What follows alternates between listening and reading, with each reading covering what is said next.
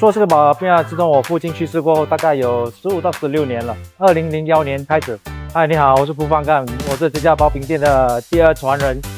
也就是我妈妈传下来的。我们比较传统，就是纯沙葛，然后就是纯自己做到完，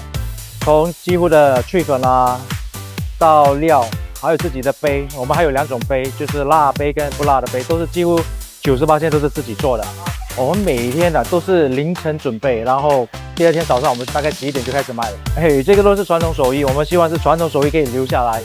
而且传统食品也比较少了。你要的话，你就来这里，在老阿姨包饼，我们有卖传统包饼，还有加上辣杯不辣杯，在5级芝麻零食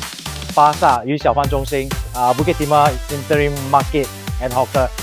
来这里吃，这里有很多美食，加上我们的包饼也是传统的好吃的，来试一试。关注新加坡，关注狮城头条。